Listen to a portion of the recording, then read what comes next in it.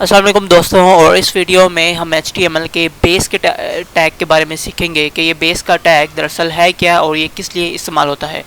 अगर आपने मेरे YouTube चैनल को सब्सक्राइब नहीं किया हुआ तो आप इसे सब्सक्राइब कर दें और उसके साथ इस बेल आइकॉन पर भी लाजमी क्लिक कीजिएगा ताकि मेरी हर अपलोड पर आपको नोटिफिकेशन भी रिसीव होता रहे। मेरी ये वीडियो मेरे HTML और CSS की प्लेलिस्ट का हिस्सा है, तो इसे भी लाजमी चेक कीजिएगा। आप मुझसे फेसबुक पर भी कनेक्टेड रह सकते हैं। मेरे फेसबुक पेज की लिंक इस वीडियो के डिस्क्रिप्शन में आपके पास अवेलेबल होगी। अब अपने काम पर वापस आते हैं। HTML में एक टैग मौजूद है जिसे कहा जाता है HTML का बेस का टैग। तो ये दरअसल काम इस तरह से करता है कि हम अपने वेब पेज में जब कोई भी रिलेटिव लिंक्स देते हैं, यानी कि सिंपली हम href में उस फाइल का नेम लिख देंगे जिसको हम एक्सेस करना चाहते हैं। जब हम लिंक पर क्लिक करें तो बेस का टैग दरअसल इंफॉर्मेशन प्रोवाइड करता है कि इस फाइल को एक्चुअली पिक कहाँ से करना है। यानी कि हो सकता है ये फ़ाइल जो है किसी और सर्वर पर पड़ी हो या फिर किसी और लिंक पर पड़ी हो। तो ये सारी इन्फॉर्मेशन जो है हम बेस के टैग में प्रोवाइड करते हैं कि एक्चुअली इन तमाम रिलेटिव लिंक्स को जो किसी भी वेब पेज में मौजूद है एक्चुअली कहाँ से पिक करना है। तो ये काम इस तरह से करता है कि बेस के टैग में सिंपली हम href का एट्रीब्यूट देकर हम दे देते हैं इन्फॉर्मेशन, यानी कि लिंक दे देते हैं बेसिकली कि कोई भी टैग यानी कि SRC का एट्रीब्यूट या फिर जो href का एट्रीब्यूट है इसे हमने कहाँ से पिक करना है, यानी इसकी इन्फॉर्मेशन यानी कि इमेज फाइल या फिर हमने किसी लिंक पर जाना हो तो भी वो इसी पाथ में से उस फाइल को उठाएगा। उसके अलावा हम इस बेस के टैग में हम टारगेट का एट्रीब्यूट भी दे सकते हैं, जिससे ये होगा कि जब भी हम लिंक पर क्लिक करेंगे और हमने ए के टैग में ये स्पेसिफाई नहीं किया हुआ होगा कि इस लिंक को हमें न्यू टैब में ओपन करना है, तो बेस के टैग में दी गए टारगेट के एट्रीब्यूट की वजह से हर लिंक जो है वो एक न्यू टैब में ओपन होगा। इस टैग में एक्चुअली दो एट्रीब्यूट्स दिए जा सकते हैं, यानी कि href और फिर टारगेट। तो अब हम इसको यूज़ करके देखते हैं कि ये दरअसल काम किस तरह से करेगा। मैं अब यहाँ पर ये करता हूँ कि यहाँ पर हमारे हेड के टैग में आकर बेस लिख कर मैं सबलाइम टेक्स्ट यूज़ कर रहा हूँ, तो मैं सिंपली टैब दबाऊँगा तो मेरे पास यहाँ पर ये टैग क्लोज हो जाएगा। ये स्टैंड अलोन टैग है, यानी कि एम्प्टी टैग है।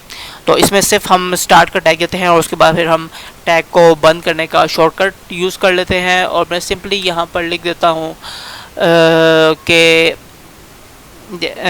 https www.pstag.com और फिर स्लैश, या फिर इसको मैं यहाँ पर ना भी दूँ तो यहाँ पर कोई भी फ़र्क नहीं पड़ता। अब मैं यहाँ पर ये करता हूँ कि मैं यहाँ पर लिख देता हूँ लिंक 1,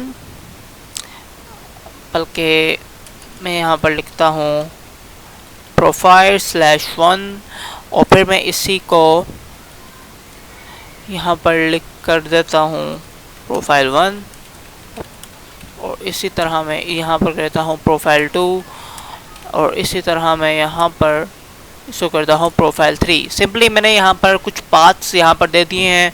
अगर आपको फाइल सिस्टम की समझ है तो आप यहाँ पर ये समझ सकते होंगे कि एक्चुअली मैं ये यहाँ पर फोल्डर्स के की जो पाथ है वो ज़्यादा लग रहे हैं। तो अब मैं अपने इसी वेब पेज में आकर इसको रिफ़्रेश करता हूँ और मैं यहाँ पर से जो मेरे फ्रैगमेंट आइडेंटिफायर है इसको हटा देता हूँ। अब सिंपली मैं यहाँ पर आता हूँ तो आप देख सकते हैं कि यहाँ पर जो लिंक शो होगा मेरे पास उसमें यहाँ पर वो लिंक है जो मैंने बेस के टैग में दिया था और उसके बाद फिर मेरे पास वो ये पाथ है जो मैं यहाँ पर दे रहा हूँ। यानी कि इसी तरह यहाँ पर ये सारी चीज़ें यहाँ पर शो हो रही हैं। अब मैं इसको यहाँ से अगर ओपन करूँ तो यहाँ पर एक प्रोफाइल ओपन हो जाती है और इसी तरह अगर मैं यहाँ पर इसको ओपन करूँ तो यहाँ पर दूसरी जो है वो प्रोफाइल ओपन हो जाती है। तो इस तरह से ये बेस का टैग है ये ओपन करता है, यानी कि सिंपली ये इस डेटा को हमारे जो है लोकली जो फाइल सर्वर है या ये फाइल सिस्टम है जिसमें हमने एक्चुअली इस फाइल को रखा हुआ है, ये इसमें से नहीं उठा रहा, ये उस बेस के टैग में से उठा रहा है जहाँ पर मैंने इसको यहाँ पर स्पेसिफाई किया है जो पाथ यानी इस पर। और अगर मैं यहाँ पर इमेज का टैग भी लगाता हूँ तो SRC में मैं जो भी इंफॉर्मेशन दूंगा तो उस इंफॉर्मेशन को भी ये इसी जो है लिंक पर से उठाएगा। और अगर मैं ऑनेस्टली बात करूं तो ये टैग जो है ये दरअसल कई एरर्स और कई मसले जो है हमारे वेब पेज में खड़े कर सकता है।